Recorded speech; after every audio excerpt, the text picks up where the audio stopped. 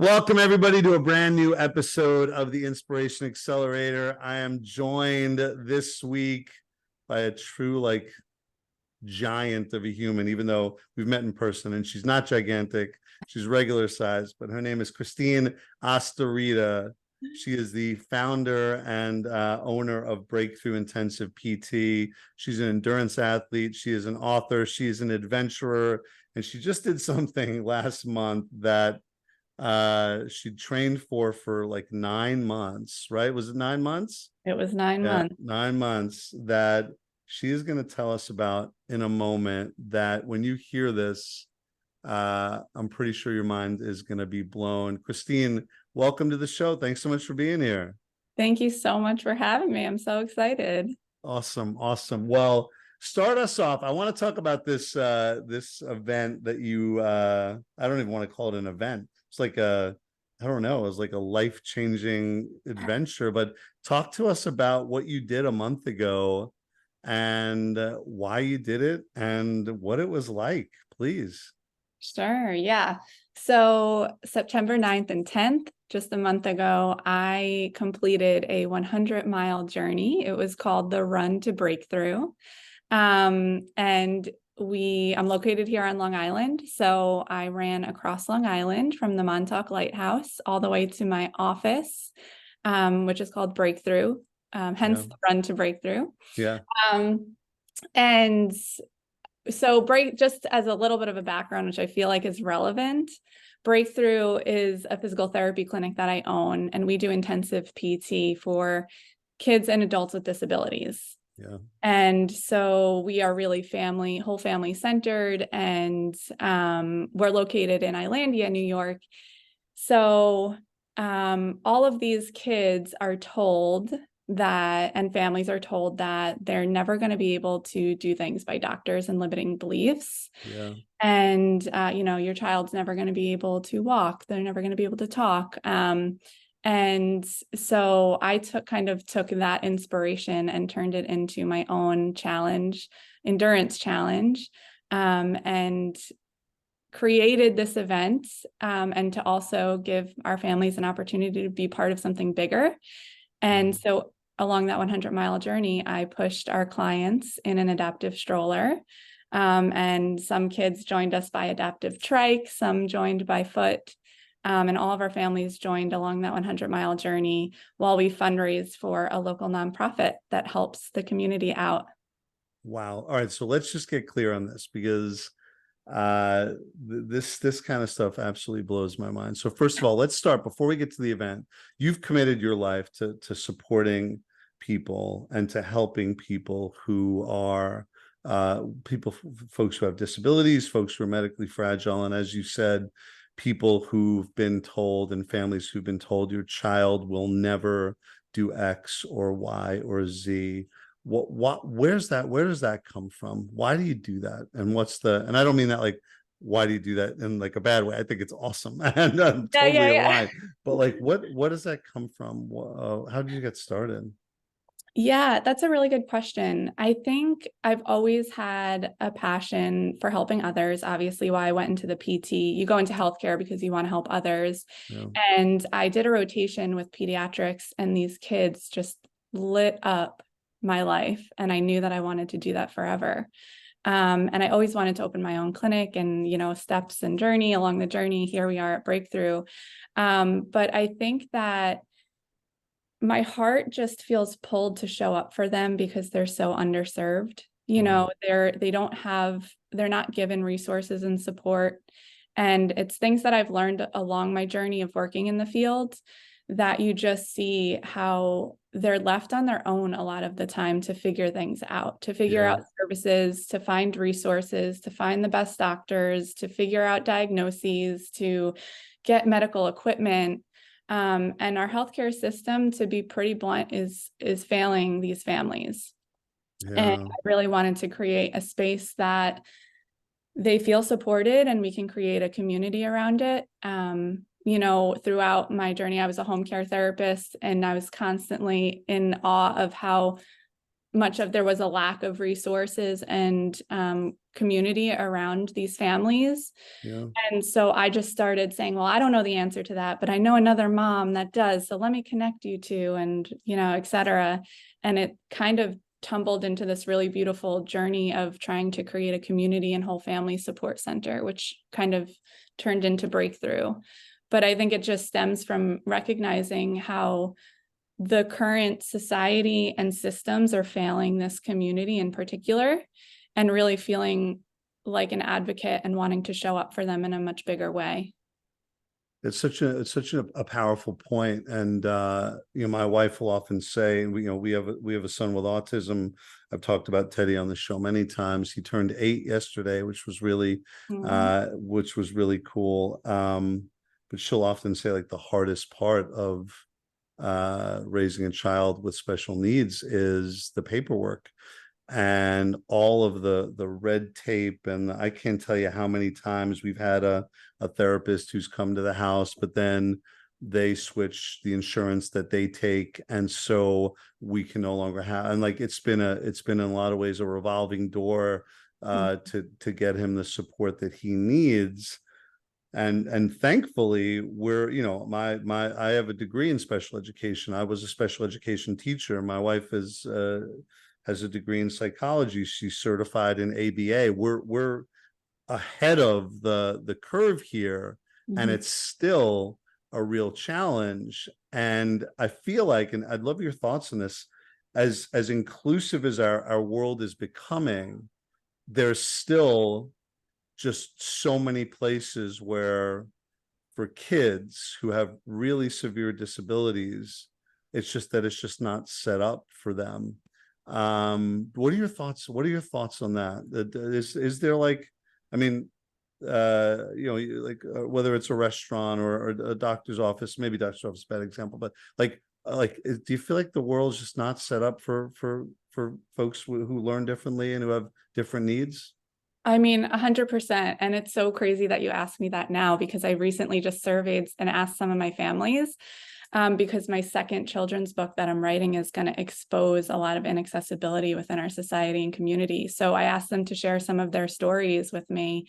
And it's not just, it's the physical barriers, right? So it's the lack of, like, public transport, or the elevator's not working. So these stories of our families having to carry their child's wheelchair up the steps of Penn Station, or finding strangers to help, right? It's also the things that are not recognized of, I think half of it is like, you don't recognize the need unless you're in the world of it. That's right. But it doesn't mean that we should still be this far behind. And things like changing tables in public spaces for our clients. We have clients that have they're medically fragile, they have disabilities, they're not going to be potty trained, so they've had to change their child in the back of their car, or try to find, or had to put them on a floor and lay a blanket down. And it's like almost dehumanizing that there's not an adult changing table in a public space. So not only just the physical barrier, but then, you hear stories of the emotional barriers of people shying away from talking about it, which I think is the biggest problem. It starts with the adults, right, that can teach the kids about it. For example, you hear stories of our families out in the community, out in a grocery store, and they might get stared at, or they might, or their child is making a loud noise, so the other people are staring. And the adults will say, "Oh, don't stare, come this way." Right. Instead of utilizing it as an opportunity to connect, why don't we go ask a question and see if they need help? Or see if maybe they're just really excited and that's why they're making noise, or asking, what they like to do for fun, or things like that, and it's almost like it's not taken from a curiosity standpoint. It's taken from a shy away from it. And then what is it teaching that kid? It's teaching them, oh, shy away from those people who are different from me. That's right. So, That's right. And I've found I love your points there. I found that just from my personal journey that so much of it is around like I don't know what to say. I don't know what that person wants or needs, so I'm going to avoid. I think I've shared this story on the podcast before, but we were at a friend's house for a party, and we walk in the backyard, and the host of the party, great people, like amazing, like loving people, they said to my oldest, who doesn't have a disability, hey, would you like some pizza? And he said yes. And then they said to my youngest, who doesn't have a disability, hey, would you like some pizza? And she said yes, absolutely. And they just looked at Teddy and they didn't know what to say. They didn't know what to do. And so they didn't ask him. And is it because they're jerks? Of course not. They just didn't know what, they didn't know like what's appropriate here and what should I say. And like, so I wound up saying, hey, Teddy, and one of the things we do with Teddy is, because he can say, quite a bit, though he doesn't, mostly just one word or a handful of words, but I say, hey, Teddy, would you like some pizza or all done? And that's the way we do it. And he said, pizza. And so now the person, the host of the party was, oh my gosh, here you go, Teddy, and giving him, slice after slice, but they just didn't know what to say. And I there's like this like discomfort around this, mhm. because like, am I going to look foolish? Am I going to make them feel bad? Am I going to embarrass everybody here? So let me just avoid this. Have you seen that play out in your work as well? Oh, totally. I mean, we hear stories all the time, and it's unfortunate. I think it really is a lack of awareness around it, a lack of understanding around it, and people's inability to recognize, they're just humans, Yeah, there's yeah, other humans, and it doesn't, you'll hear stories too of, some of our adults that are talked to as if they're a child, right? And it yeah, really is just about learning how to communicate better, connect with another human better. And if we approach it from a curiosity standpoint, you can't be wrong. You can't, like, maybe you as Teddy's dad wouldn't have gotten mad if they were like, you know what, how do you usually like ask him what he wants versus just totally avoiding it. We that's right. can approach it from like let me use this as a learning experience versus let me Yeah, just really avoid it so it doesn't make me feel bad yeah. you Yeah, know it's such a great point. I remember when Teddy, as I said, he turned 8 yesterday. He was diagnosed when he was 2.5, and I remember, my wife at the time, and it was it was a brand new thing for us, despite both our collective backgrounds. But um, she was very much like, I don't want to talk about autism all the time. I don't want this to define us. Where we don't even have to tell people, type thing. And now it's in hindsight, it's very funny because there's no way you would meet my son and not know right away. What not physically, but once he starts spinning or jumping or scratching or biting or just whatever he does. But she's really, talk about a 180. She, like, her whole mission in life is the thing that you're talking about, which is to normalize things that, like, that his behavior is not solely for him, but for all kids with disabilities, that like, hey, like, yeah, he's screaming because he's excited. And like, it's nothing for you to be afraid of.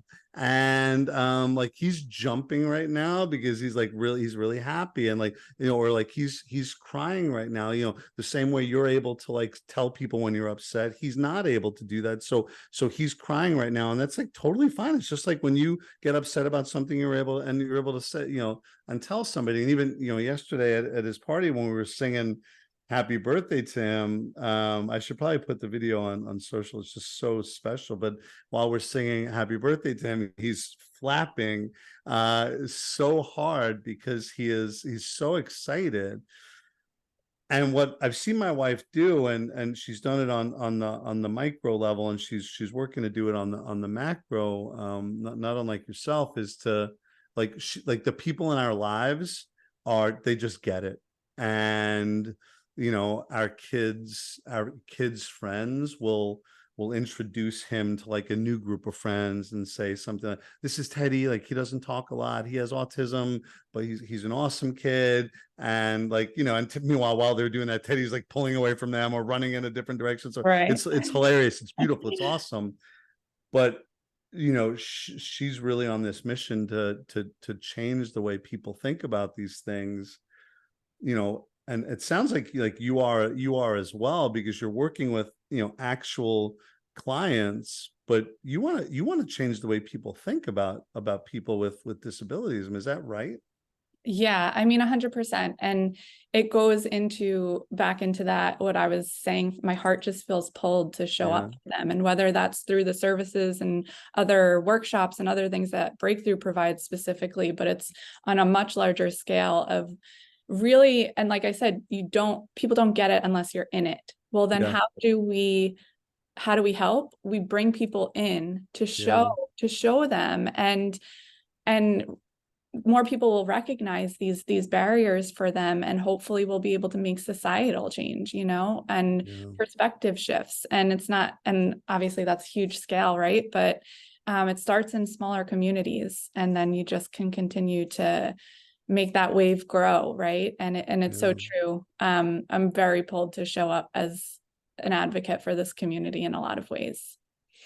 We Teddy's in a special needs baseball league, and at the end of the season they well they did this last year. This year I don't think it's happening, but they rent out an Applebee's here in New York, and we're the only ones who are there. It's a breakfast, and all of the older kids in the league who are, you know, 16, 18, 20, sometimes older, are our wait staff. And there's only a handful of things in the menu. So you can get pancakes or eggs, really, but they come out and they bring the orders. And just last year when we went, this isn't new for me because we've been in this community for a while, but you park next to a van, and there's a sign on it that says, and I'm sure you're incredibly familiar with this, like, please don't park within like 9 feet of this vehicle. 9 feet, because they've got to open a door, and then there's a lift that, you know, and a wheelchair. And you know, for folks out there, and to your point, Christine, if it's not your experience, it's not your experience. And I don't begrudge somebody that by any means, but like, wow, like 9 feet, like I need like just something like that. Like every time I park my car, I need 9 feet of space to get my child out of this vehicle. And it's Right. something that for the average person, particularly, you know, folks, and this is probably small of me, but it's a pet peeve of mine when people like complain about like, oh, my kid, blah blah, and they've got birthdays all weekend, blah blah, and this and that. And like, I'm always running to sports. Like, be grateful, Yeah. and I'm not ungrateful. And I know that the Right. families that I know are not ungrateful. But like, if you had to think about everything to that level of specificity, it's a different way to live and raise kids. It really is. Yeah, totally. And it's just, like I said, it's not recognized, you know, like what you said, the 9 feet thing, right? You know, how many Yeah, people park in that space that's yeah, blocked off for that 9 yeah, feet, you know, yeah, and are not aware of how it's actually impacting somebody. You know, you have yeah, legs that can get up and move, but yeah, people need their wheels, and that's their legs. So yeah. give them that space, you know? So talk to us about, so you talked about this 100-mile journey, but you ran, is this accurate? You ran 100 miles, you ran through the entire night through torrential rain, and you were pushing kids in wheelchairs. Is this, talk to us about this. Talk to us about that journey. Yeah, yeah. You know, you set out to do something as big as 100 miles, right? And you know nothing's going to go according to plan, right? You Yeah, know, yeah, like I know nothing's like not everything can be perfectly lined up, right? yeah, We just so happened to be in a heat wave that weekend. yeah. I Um, remember it. I I remember that weekend. the We don't live too humidity, far from each other. It was brutally hot. and it, you know, it wasn't even like I'm okay in heat, but the humidity, right? So It like was you so thick. couldn't Yeah. stay hydrated. I just couldn't Oh, stay hydrated. So I started at the lighthouse. I'm super pumped, and And for folks who don't know, just to interrupt you for a second, the Montauk Lighthouse is the easternmost point of Long Island. It's one of the easternmost points in the United States. It's all the way at the very, very tip. It's referred to as the end because it is at the end of Long Island. So it's as far out as you can go. It's right there on the water. It's beautiful. So you start there and in incredible heat and humidity, and tell us about what happens next. yeah. So what happened was I mapped out this whole route. So we had Right. families scheduled to meet us along the route at certain miles. So the first couple miles, it was just me. And there was cloud coverage in the morning, but of course, as soon as I started, it was like sunshine, which I love sunshine, but in that Yeah, 95% humidity, I'm like, I could deal without the sunshine right now. And so I started and I rapidly started losing like my water, and Wow, I wow. couldn't keep up with it. My heart rate started going insanely high. I was at like 185. And for endurance runners, that's extremely high. I'm at Yeah, max, right? yeah. So very early on, mile 7 was the first time I was like, I stopped my crew car early. We were escorted by the sheriff department for safety for these kids, which was wonderful. Wow. But I stopped all the cars and I was like, I just need to start thinking about the next 93 miles of this run, right? Wow. Wow. So early on, I started struggling with the heat and I knew that it was going to be challenging, but you just keep going, right? Because the whole message of this run is the resilience that our families teach us every single day. So, you know, I meet my first kid. I push him down Montauk Highway, which is incredible. He loved it. It gives you like a new burst of energy because I'm with my favorite people ever. And you're giving I him, was going to ask that if every time you picked up a new child, that if it like totally reinvigorated you, and it like it brought your like adrenaline up and excitement up. Was that it sounds like that's the case. yeah, on day 1, it was the case. Okay, I'll get to day 2. okay. I still love these families so much, but it was a huge challenge. So I picked up my first kid. He had such a blast. We joked the whole time, and then ran a little bit more. Picked up my next. We had a family that traveled all the way from Puerto Rico, one of our clients' families, Wow, and wow, wow. so it was special to have them there. Pushed her for a bit, but it was mile 16 and I started going downhill really fast in terms of Wow. I couldn't regulate my heart rate. I stopped sweating. I was shivering, and it's 95% humidity, 90 degrees. Like that, something's going wrong, right? So we had to take a little bit longer of a break, reset. I had to walk more than I really wanted to try to get that heart rate down. So Yeah. already in the very beginning, I was really facing some challenges there. But you go into it, you're going to face challenges, I mean, but at this point, are you thinking at mile 16 that like I'm not going to do this, I'm going to quit, or is that not even, have you taken quitting entirely off the table? Yeah, no, it's like I will crawl if that's what it takes. Wow, It wow. was never a thought that I'm going to quit. It was a matter of trying to remain smart and listen to my body. So it was frustrating for me at that point because I was like, my body, I was trained so well. I wanted to run. My body felt Yeah, like I could run, but yeah, my cardiovascular system was like, you're not running right now, So that was a little bit frustrating, but I was very aware of it. So I just had to be in tune to my body. yeah. But yeah, we did it straight through. So then I was running through the night. Thankfully, still escorted for I safety. was gonna say, so you had basically a car just like slowly driving behind you through the entire night. Yes, we had the sheriff department doing that. And then my wonderful father, who's so supportive, and I'm so grateful to, and my uncle, they literally crewed. So they had all my fuel, my fluids, and all that other good stuff. And they Oh crewed wow. through the night too. But at one point, I was alone for a little bit, which was like a good space to be in if you really want to find out who you are. Right. Uh, In the middle of the night. yeah, it was probably between the hours of like 11 p.m. to like 1:30ish. I was alone.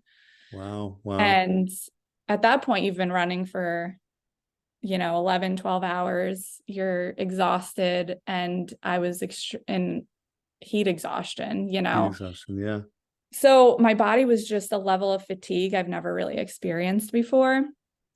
By the grace of God, we had two local ultra runners that joined me in the overnight. So they came, and thank God they did, because I literally fell asleep while I was walking.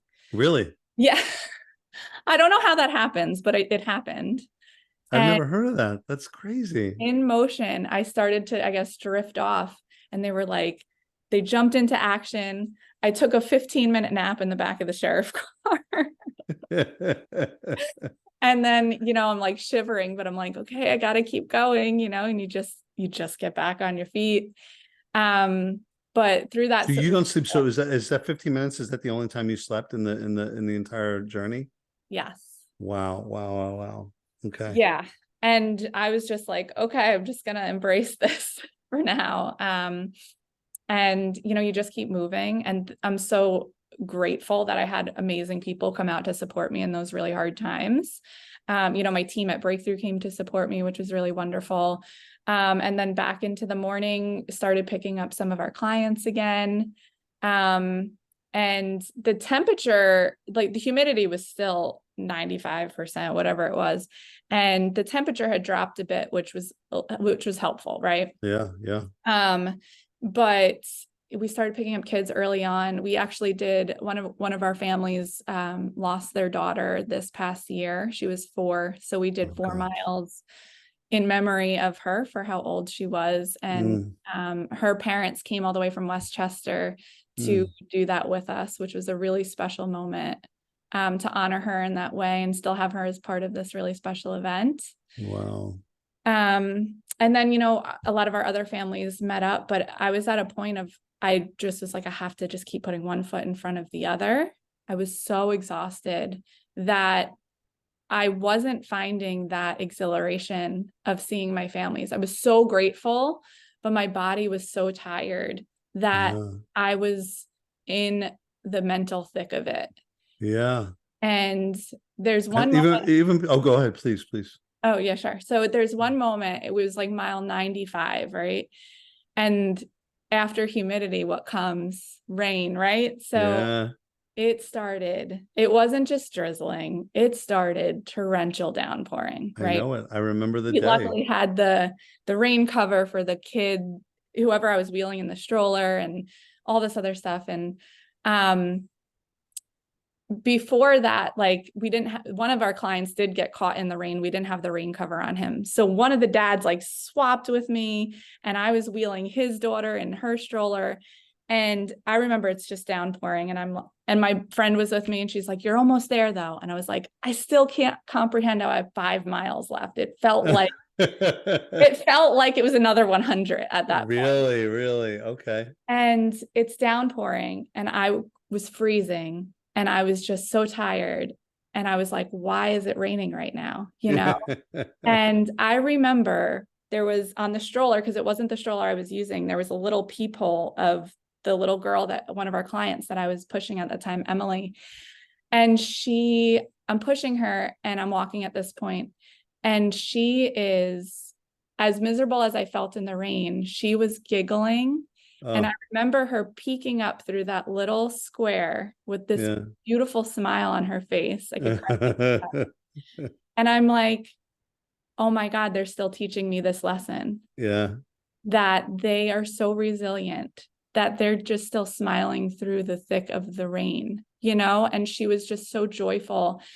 And I was like, this is what this moment is supposed to teach me. And wow.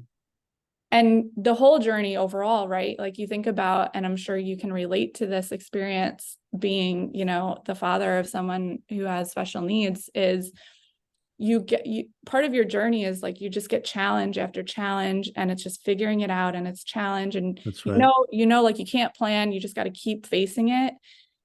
And then just when you think you're in the clear of something and you're just smooth sailing, the storm comes, right? And so just when I'm near the end of this race, that storm came. And I just remember thinking how grateful I was for that, because it was everything that it was supposed to be. It turned into this beautiful metaphor for the families of, and the reason I was doing it in the first place, Mm. and represented their journey physically in my 100 miles, represented the life of our families in such a really beautiful way. So Holy cow. Incredible. Incredible. What was it like when you finished, when and people were waiting for you at the finish line? Was it exhilaration? Was it like, I need to lie down? What was it like? And I'm sure you well, it's slept. funny. I want to I hear how did. long you slept for after the Yeah, race. yeah, yeah. It's funny because I was like not really eating anything from heat exhaustion. I was Okay. eating fruit, right? And like you need more than fruit. That's it. One of my friends like force fed me a Snickers, right? This should be like a Snickers commercial. Because then I ran the last like 4 miles of it and pushing our clients. And it was at that point, then I got that exhilaration and I was just screaming the last few miles. And we had a big Screaming. group of people and we had the whole community waiting at the finish line. And I was like invigorated with like a new energy and crossed the finish line. It was amazing. I stayed on my feet for another 2.5, 3 hours Wow. at the party because we had a big event. Just hanging out with And everybody. just hanging out, had a beer, You like deserve it. You deserve it. it was so amazing. And I didn't sit. And then the second that I was like, I sat, I was like, I'm fading and I think I need to go home. And that shower never felt so good, Oh my gosh. Oh my gosh. What about that? I'm always interested in this aspect. Like you talk about the exhaustion a lot or a bunch, but like, what about the physical pain, knees, feet, toes, like back? Were you in pain during the run at all? Yes, but I Yeah. think I was well prepared for the pain. When you Okay. do ultras, you expect it, Yeah. right? And so when you expect it, it almost makes it feel better because you're just like, it is what it is. And at a certain point, you know that it's not going to get better. And Yeah. and really like, you don't really know how it could get worse at that point. Right. Right. And you're just you just accept it. And I feel like in that acceptance, when you do it at time after time, it doesn't affect you as much. So the pain, I can't even remember it, honestly. It was Wow. Wow. exhaustion that I really remember being the Wow. biggest challenge. It's been a theme on this show, is this idea of um embracing pain. Mhm. And I read a great book over the summer called Do Hard Things. And one of the things he talks about is that we are, and he's the guy who wrote it's a runner. One of the things he talks about, I want to get, I think his name is Steve Magnus, but I could be wrong on that, but talks about like, for many of us, we go to considerable lengths to avoid pain. And that when there is pain, we do almost whatever it takes to alleviate it. And it's human nature. Mhm. You touch the hot stove, it hurts, you don't do that again. What you're talking about is something different. There's a different mindset there that, in my very short, endurance athletics, career, if you want to call it that, like where I've and much shorter distances than you, but where it used to be something that I fought against, and now it's something that I understand that this is going to hurt. But do you remember how you got to that place? Have you always been like that? Have you always done the stuff that's hardest, or did you have to train yourself to get to that place? That's a really good question. I think I've just naturally always had a level of grit. And I think you Yeah, need grit to get through something like that, right? yeah, But I think that anybody can do something that like this. I truly believe that. I really do believe that limits are really only where we place them. yeah, And when you're in pain, yes, your immediate response is to get out of pain, like you yeah, said, the hot stove. yeah, But if you stay in that pain and you dig deeper and you just observe, like you have to come from an observation standpoint of what's happening in your head of you're observing all the thoughts that you're thinking. And you're almost like, my body wants to give up, but it's a choice. And Yeah. if you just push through that, you come out on the other side with resilience, Mm, right? And that stays with you. The pain doesn't stay, that's right. but that resilience does. And I think that, you know, back to like relating that to our families or any endurance athlete, right? Like you go through these, any challenge in your life that causes pain, emotional pain, physical pain. And the more that you sit in it and become curious about it and observe it, and where am I wanting to pull away? What's making me feel uncomfortable about this? Yeah. You know, am I really going to die from running 100 miles, you know? Right. Um, because at times some people probably do feel like they're going to, you know? Yeah. Yeah. But if you stay in that and you get curious about what thoughts are happening in your head at that point and become the observer of that, it's really powerful. And you find out a lot about yourself that you didn't know before you got to that point. And you start to realize you're capable of a lot more than you actually think you are. How much of it is mental versus physical? Obviously, you trained for 9 months, which is, you know, a long time. Mm-hmm. I mean, not in the grand scheme of things, but to say 9 months from now, I'm going to do X thing and I'm starting my training now, that takes a level of discipline that I'm a pretty disciplined person that blows me away. Yeah. I like, you know, I don't, I was the kid in school who would like, huge test tomorrow, I'm going to cram tonight. And so you are, the 9 months is amazing to me. How much of it when you're out there is mental versus physical? To me, I feel like it's all mental. You Okay. know, Yeah. I think there's a level of physical that makes it easier, right? Sure. Like the physical training, that 9 months made the physical part of it feel better, which is probably why I'm talking about that pain not really impacting me as much during Yeah. the endurance run. But the exhaustion, right? Like, why did I want to give up when I was exhausted? Because of my mindset, right? Like Right. I had to, that was all mindset, that entire run, and being in tune to my body. So I think, you know, obviously there's a balance. You can't just go out, and you have to respect the distance. It's 100 Yeah. miles. You have to put some discipline and hard work into that. Yeah. But the thing that's going to get you to cross that finish line is 100% your mindset and not your legs. Yeah. Wow. It's incredible. It's such a good lesson. And I imagine, I shouldn't assume this, but I mean, do you feel more prepared for other things in life? Not that you were unprepared before, but after having done that, like giving a big speech now, or like, you know, somebody, you know, the tough customer, and not that you have tough customers, like, do you feel just like, dude, I'm unstoppable. Like there's Yeah. nothing that scares me at this point. Have you had a mindset shift in that way? Totally. I think anything you do that's really hard like that, Yeah. you gain confidence in yourself because you made a promise to yourself and you kept it Yeah. and you didn't give up. So it's almost like now I have this in my pocket for if I do have that self-doubt the next time I go and move forward to something that I feel nervous about.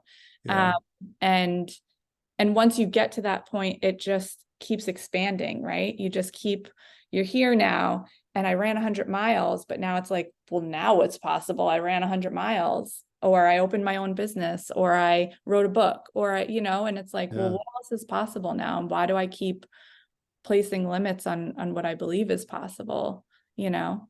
So is there another race at longer distance? Is there something coming up that even if you haven't signed up for it yet or created it yet, is there something that's on your mind that you might be willing to share? Yeah. I mean, I'm like, there's just constant wheels turning over. I definitely another run is going to happen. But I'm sure I'm sorry, have you run since then? Have you run since the event, which is a little over a month ago? oh my gosh, yes, I'm crazy. So 2 days later, I was like, I'm ready to run again. But Are you kidding me? Two yeah, it was days? wild. But my cardiovascular system was like, Christine, slow it the fuck down because you're crazy right now. No, I've returned to running, and 2 weeks ago, I signed up for a marathon. I'll be running a marathon this weekend. This weekend you're running a marathon? Yeah, Which one is it? Is it what is it? The Hamptons Marathon? Is that it's it? the Suffolk one. The Suffolk Hampton one. one I Okay. think is in September, but it's Okay.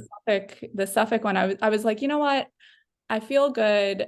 I don't want to lose. I'm in the best shape I've been in. I don't want to Yeah. lose it. I want to use that 100 miles as a training run, right? Yeah, yeah. So what do I do? Sign up for a marathon. Oh my And gosh. so that's where I'll be this weekend. I don't know about everybody else. But this is a good question, because I ran my first marathon like 11 months ago, and then I signed up for a half in DC this past March, and I went into it. I was undertrained, which is a bad idea, but I went into it thinking that, well, since I ran a marathon, I'm gonna kill this thing, and I struggled. And by mile 4, I was like, this sucks. I need this to end. And I I walked a lot. My goal was to do it. I'm very slow, so you'll probably do your whole marathon in this time. But my goal was to do it in less than 2 hours and 30 minutes. I wound up finishing in 2:31, but was like gritting my teeth the whole way. There was supposed to be like an after party. A bunch of us were going to go to a restaurant, and I went back. I was like, I'm done. Is there a part of you that's like, after having done the 100 miles, do you need to take the marathon as seriously as you took that, or are you just like, nah, I got this. I'm gonna smoke this? Um, no, I mean, part of me just signed up for it just to see what I'm capable of, to see if I could Yeah. push the pace a little bit and get a new PR. Okay, cool. Part of me has no expectation of, if my body is like, you're still in recovery, Christine, why are you doing this? Yeah. I'll accept that too.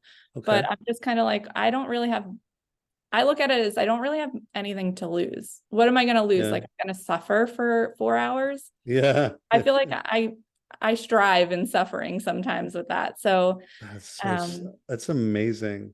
I love that line. What do I have to lose? I'm gonna suffer for 4 hours. Like, there are people. I mean, the show's called the Inspiration Accelerator on purpose, because like I've met so many people who just blew my mind, and I'm like, the world needs to hear about these people. Not that the whole world listens to the show, but like the world needs to, like, but that's an incredible, what's the worst thing that happen? I'm gonna suffer for 4 hours. Like, you've just provided me personally, with Philly exactly a month away, like with a really great mindset shift around, like, yeah, like, what's the worst thing? I'm going to suffer for me. It's going to be 5 hours, but it doesn't matter. Like I'm going to suffer. So what? I'm going to suffer for 5 hours. Like, so what? Then I'm going to go home and I'm going to eat a cheesesteak, and things are going to exactly. be great. Wow. That is so cool. That is so Yeah. cool. What just and we're close to wrapping up here, but you did something a few months ago that I really wanted to touch on for a bit. You went out west. You had this like solo camping trip, and get connected to yourself. I don't want to describe it. I want you to describe it. But what was it, and why'd you do it? Sure. So I was presenting in my first conference out in Seattle. So I was like, mountains out there, I've got to go hike. Yeah. And this year has been a really big transition year for me. And I got out of an 8-year relationship, which Okay. was like huge. And Yeah. so just been learning a lot about myself. Yeah. And I was like, well, I love camping and I love hiking. So I'm gonna take some time and figure out like how to do this by myself. Wow. And I went to Mount Rainier. And for 4 nights, I was camping by myself, and I just hit the trails and Mount Rainier. On the mountain. Well, no, so I was in the park, but I Okay. was just camping. Yeah. Yeah. It wasn't Still. quite like a backpacking, but it was like the solo camping, and then I was going out on the hikes every day. And how long would you hike? Like how many miles, or how long was the duration? probably like 13 to 15 miles like a Every day. day. Wow, wow, Yeah. wow, wow. Um, Wow. but there's something about being out in nature, no music, just you. You Again, didn't have any music with you.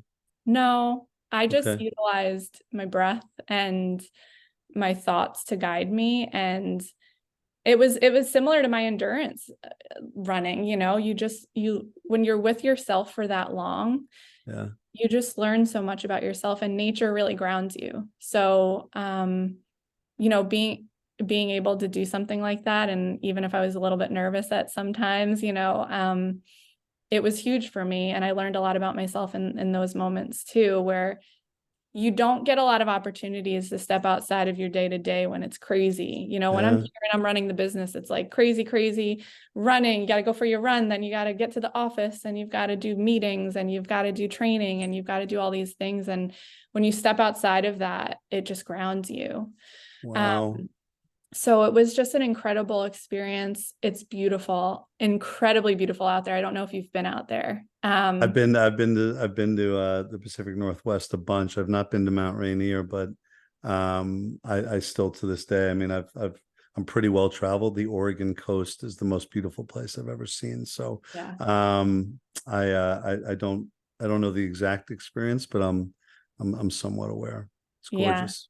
It's definitely where my heart is, and I will be out there one day. But You think so? You're going to move out there? for sure, for sure. Wow, wow, wow, wow. Okay. It's just, being around mountains and nature like that, it's something that, I don't really get here on Long Island very Well, much. you live in the flattest place in the whole world. Like, I'll go Not for a my run. environment. I'll go for like an 8 mile run, and I'll look at my time, and it's like elevation gain 0. I'd be like Right. 0. 5 feet. Yeah, exactly, 5 feet at some points. So were you trying to learn like anything in particular about yourself, or was just like you? Well, first of all, was the conference before, or was it after the 4 days? It had to have been before. There was no Before. way I would have totally relaxed if it was, if Did it you was tell after. people at the conference I'm going on a 4 day excursion after this, or no? No, I brought one of my team members, Monique, with me, so she knew. But the rest of everybody just I presented and then spent a little time at the conference, and then went out on my own and did it. I didn't go out with any intentions, except I don't think it's so much about, what we gain from like we always are like, oh, well, what can we gain and what can we learn? Yeah. But I think a lot of it is, what should we be letting go? Mm, Um, mm, and for me, that was letting go. That was letting go of a lot of things I was carrying, emotions I was carrying, thoughts, mm. negative thoughts and patterns I was carrying that you don't realize that you're carrying until you quiet yourself and get out of the day to day. So I'm Wow. really grateful to that experience for that. Wow. Oh my gosh. 13 to 15 miles a day alone in the Pacific Northwest on a mountain, no music, just like what's going to come to me.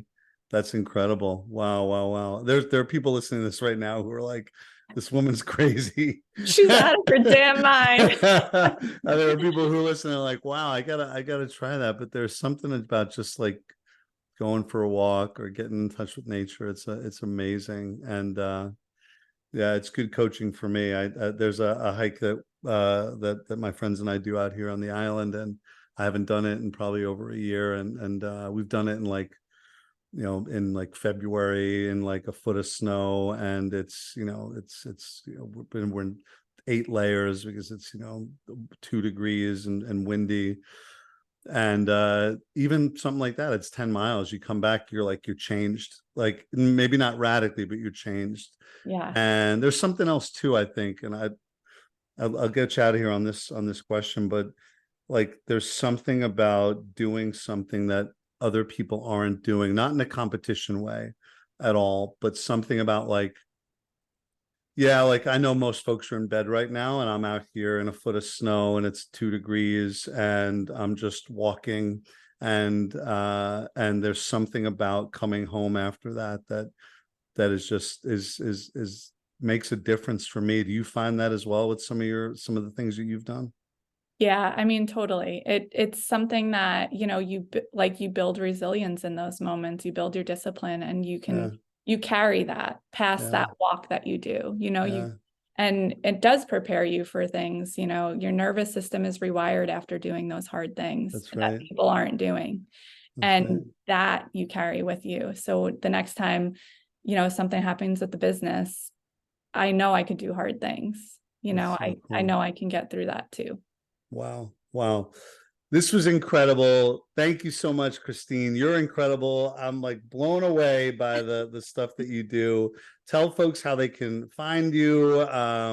Your children's book. We didn't even talk about that. What's your children's book called again? Remind me. It's Chance the therapy dog goes to work. Chance the Therapy Dog Goes to Work. So tell folks where they can find your books or your social media or anything that you want to, or your anything if they could donate to a cause. Let folks know. Sure. So my business social is Breakthrough Intensive PT. Personally, it's Christine Astarita. And then our book is on Amazon. It's a children's book promoting inclusion. And 10% of profits go to a nonprofit that we chose. So it's Chance the Therapy Dog Goes to Work, and it's all about teaching kids about everybody's the same. So stay tuned for the second and the sequel, though. That'll be coming soon too. Very cool. Brilliant, brilliant, brilliant. Christine, thank you so much for coming on the show. I appreciated getting to learn from you. I know that the folks listening are probably questioning themselves right now, but also really excited to get to learn from you as well. And I just really appreciate it. Thank you so much. Thank you so much for having me. Well, my pleasure. Folks, check us out next week. Brand new episode of the Inspiration Accelerator. Until then, have an awesome, awesome week. See ya. Take care.